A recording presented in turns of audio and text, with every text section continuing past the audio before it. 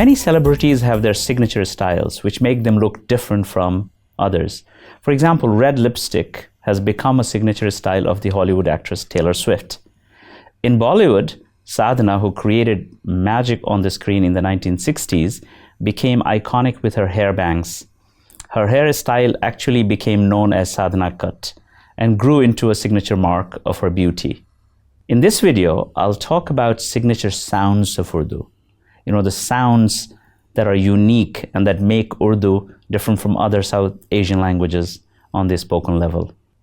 The grammar of Urdu is based on the Khari Boli dialect, which makes it similar to Hindi and other North Indian languages. But Urdu's writing system and vocabulary are influenced by Persian and Arabic. Because of the language contact, Urdu borrowed many words from Persian and Arabic.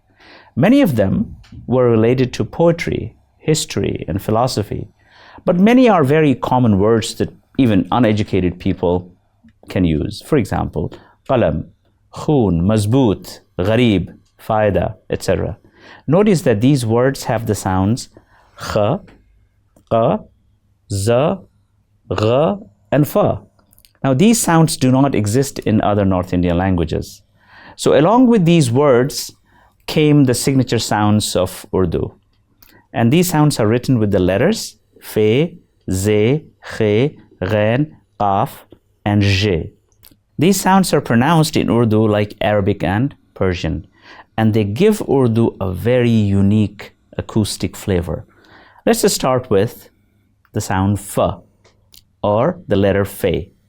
In Urdu, the sound fa is written with the letter fe and is pronounced like the English sound fa, as in film. Its place of articulation is lower lip and upper teeth. Fa, fa. This sound appears in Urdu words that historically came from Arabic, Persian, and English. So 3 sources, and they became part and parcel of the Urdu language. Let's look at some of these words. Fun, farz, feel. These words came from Arabic. Faryad, farishta, and faluda came from Farsi or Persian. Film, file, and phone came from English. All these words have the sound fa in them. These words are as Urdu as biryani is Indian or faluda is Indian. Many Urdu speakers may not even know the origins of these words. It's similar to English-French contact that led to the adoption of many French words like royal or Renaissance, liquor, restaurant, etc. into English. But Urdu also has the sound pa, which is common with Hindi. In Urdu, these 2 sounds are pronounced very differently.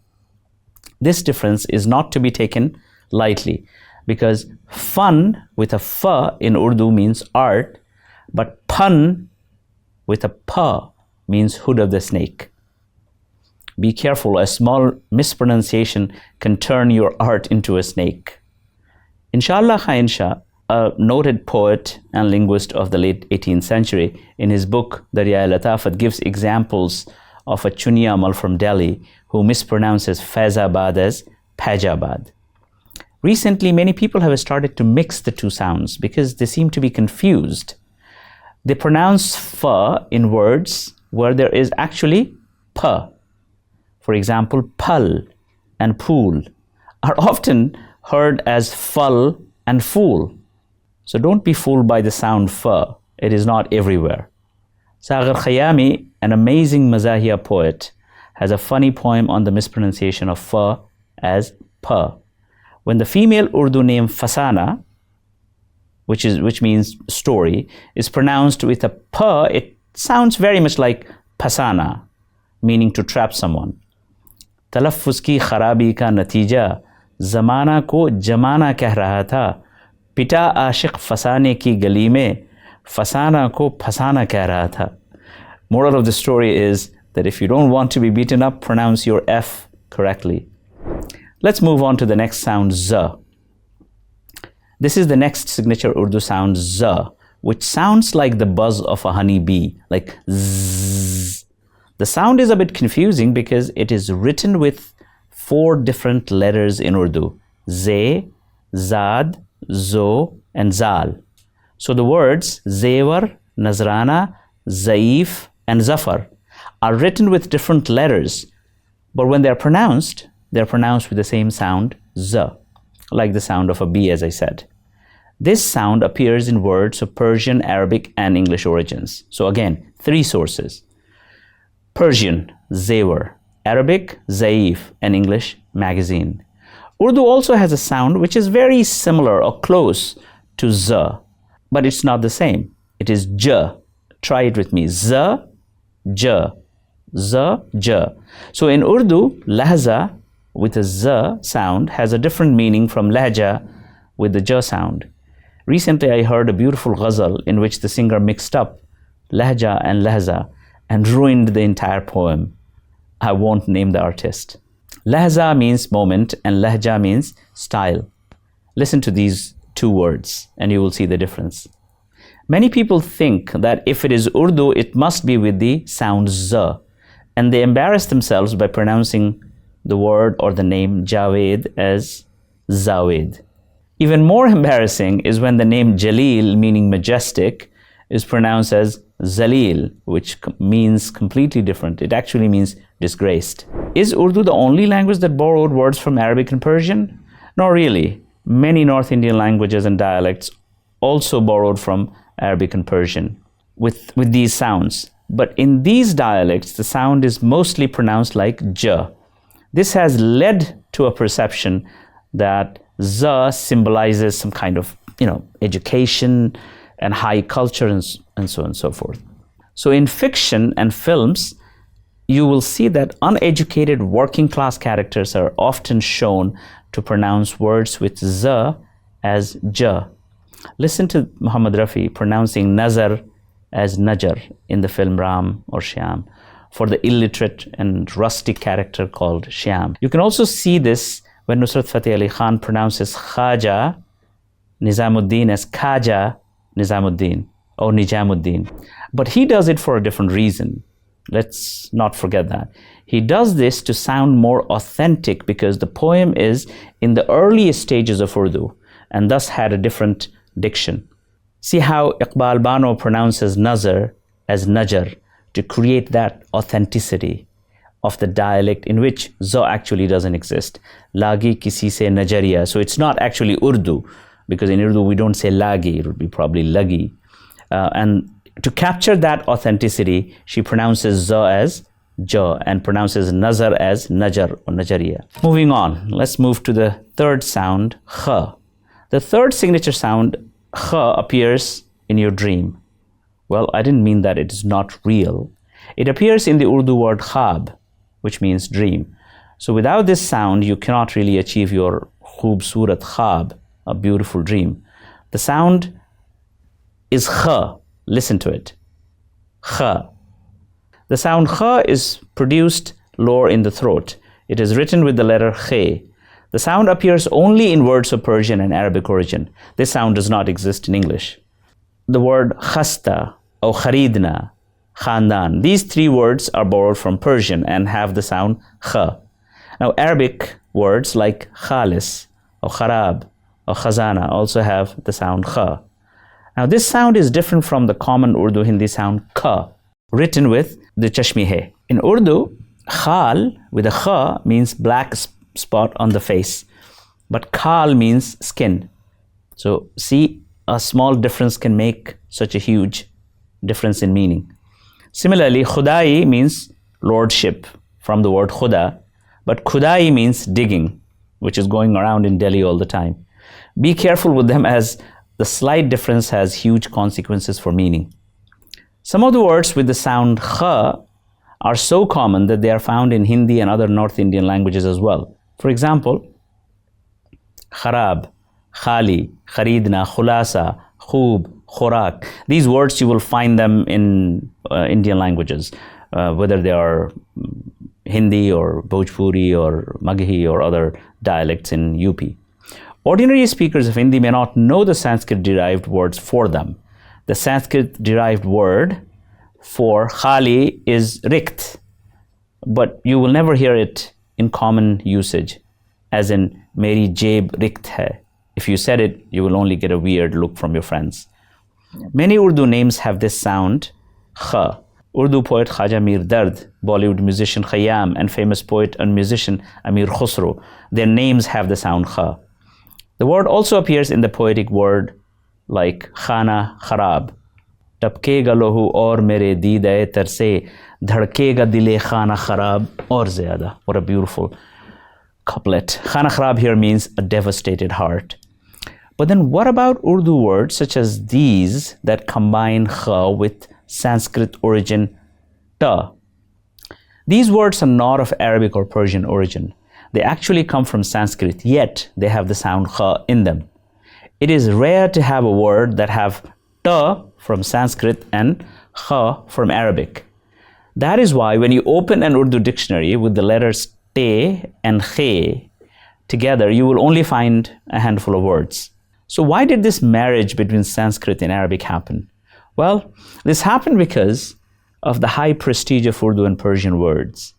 The pronunciation of kha in these words began as a mistake. People wrongly thought that the words had kha instead of ka, which is the actual sound in these words. With passage of time, the wrong pronunciation became correct, and today we have a blend of Arabic and Sanskrit sounds in one word. For example, patakha, so it has ta and kha. Isn't that a beautiful example of linguistic cross-fertilization? Moving on to the next sound, qa. Now the fourth signature Urdu sound, qa, is produced lower in the throat. The sound qa is written with the letter qaf. The poet Anwar Mirzapuri has used 3 words, and that's amazing, in the first line of this one sher. Abhi raat kuch hai baqi na utha naqab saqi. Baqi, qa, with a qaf. Naqab, with a qaf. And saqi, with a qaf. In Urdu, the sound qa is different from a similar sound ka, which is very common in Urdu and Hindi. Let's listen to these words carefully. Qul, kul, qamar, qamar, muqarrar, muqarrar, muqaddar, muqaddar. Now, with slight change in the pronunciation, we get different words. Did you notice that these words are different only in one sound, ka and ka? The difference in the pronunciation gives different words and meanings. In Bollywood songs, the pronunciation of this sound was critical to the quality of performance. And if you look at the classical playback singers, you see them doing this sound with perfection. Unlike Iqbal Bano, Manna Dey, and Muhammad Rafi, however, many new artists do not pay attention to the Urdu diction and often pronounce qa as ka, as if it is the same as ka. You will hear them say qasam for what is qasam. The standard Urdu sound qa in qaf has been variable for a long time. It has 2 major regional variations, Punjab and the Hyderabad. While many Punjabi speakers pronounce it in the standard way, like Iqbal Bano did, and she is herself a Punjabi, many don't. Rahat Fateh Ali Khan, for example, oftentimes pronounce ka as ka. Younger poets from Punjab in Pakistan and India use ka version more than the qa version. Hyderabadis give the sound a very different, unique flavor. They pronounce it as kha. So qima with qa becomes khima, and tariqa becomes tariqa. There's a very funny incident which is narrated about the poet Majaz. Once Majaz went to Hyderabad to attend an event. Before he was to leave, someone came up to him and requested him to stay for a few more days. He said, Majaz Sahab, ek do roz aur ruk jaएं और मेरी बेटी की शादी की तकरीब में शामिल हो जाएं तो हमें बहुत खुशी होती. Majaz in his inimitable style said, नहीं मुझे जाने ही दीजिए, मुझसे तकरीब का वो मंजर नहीं देखा जाएगा. Taqreeb in Urdu means destruction, but taqreeb means celebration. Moving on to the next sound, gha. This Urdu sound appears in the word for gargle, gharara. Gha is pronounced lower in the throat, where the other Urdu sound kha and qa are pronounced. The sound appears in many common as well as literary words of Arabic origin. For example, ghalib, the poet, which the word comes from Arabic. The Arabic word ghiza, which means food, or the Persian word kaghaz also has the sound gha. The Persian word gharara, the dress, a type of female dress, also has the sound gha. But this sound is different from another similar sound ga, found in other Urdu words such as gulistan or gamla. Some words with this sound are commonly used in other languages as well. For example, you will find these words in Hindi as well, but they are mostly pronounced as ga, not gha. Ghalat, meaning wrong, in Hindi and other dialects is pronounced as galat. Or gharib, meaning poor, is pronounced as garib. Ghulam is pronounced as gulam. Ghaib is pronounced as gaib, lost. I have often heard some people who are lovers of Urdu poetry but do not take the care to learn the diction and pronounce ghazal as ghajal. I think that learning the correct pronunciation is not any less important than learning the meter of the poems and the meanings of the words. Remember, once we said that meanings and language are not two separate entities. Meanings and language are intertwined with one another. Moving on to the next sound, zh. The last signature Urdu sound is similar to the English and French sound zh, as in pleasure, vision, rouge. It is written with 3 dots on the letter R. It is different from the sound z, which we have talked about. Even in English, the sound is not Indo-Germanic, but came from French in the same way as it came to Urdu from Persian. Now, this sound does not exist in Arabic. It's not a commonly used Urdu sound. It, however, is used in poetry. Classical as well as modern poets have used it. Here are a few words with this sound. Mishgan, for eyelashes. Pajmurda, for dejected. And jala, jar, and jolida. Ghalib has used Mishgan quite a lot in his poetry, and I think just for those poets, I think we should preserve the sound. वो निगाहें क्यों हुई जाती हैं यारब दिल के पार जो मेरी कोताही किस्मत से मिशगां हो गई. Mishgan. Mir Taqi-Mir, another great classical poet, used the word pajmurda in his couplet. पजमुर्दा बहुत है गुले गुलजार हमारा शर्मिंदे यक गोशे दस्तार न होवे. But modern poets have also used words with this sound. For example, Tilwak Chand Mahroom, father of the well-known poet Jagannath Azad, used the same word in this couplet. पजमुर्दा वो गुलदब के हुए खाक के नीचे खाबीदा हैं खारो खसो खाशाक के नीचे. Beautiful. To hear this sound in Urdu, you will have to dive deeper into the realm of fine and often complex sensibilities. I can assure you that you will not hear it in ordinary conversations, but still it's part and parcel of the Urdu language. Non-Urdu speakers, when they learn Urdu, pay attention to these sounds and try to learn them. A great example is the actor Tom Alter, who is of British origin, but has performed in many Indian films. His pronunciation of this sound, or all these sounds actually, is absolutely perfect. तो मैं पादरियों को बखूबी जानता, बड़े अच्छे लोग हैं, लेकिन मेरे अंदर पादरी बनने की वो काबिलियत जो होनी चाहिए मेरे अंदर कभी आई नहीं. You can also find other examples of people learning Urdu from other countries but doing it really, really well. Kausar Mazari, a friend of mine and a poet and critic who works in Jamia Millia Islamia, on my request composed one sher with all the 6 sounds, and I really like it. Faraghat par teri qurban jaun zahe ye khush kharamiz jala bari. Faraghat has fa, qurban has qa, zahe has za, khush has kha, kharami has kha, and jala has the Persian sound ja. Now time to wrap up. In this video, I have discussed 6 unique sounds of Urdu. These sounds are like the lampposts of Urdu and serve as markers of Urdu. I have shown how these sounds are different from other similar sounds that exist in Urdu as well as other languages. I have shown the pronunciation of these sounds using popular Urdu genres such as films and mushairas.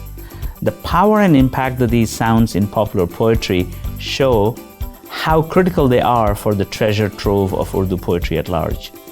If Lata Mangeshkar, Manna Dey and Kishore Kumar could perform them, I'm sure we can too.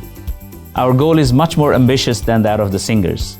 We want to enjoy the linguistic beauty and the meanings of metaphors and similes and the subtle meanings of life in Urdu poetry. Let the sounds of Urdu speak to your heart and let them speak for you to other hearts.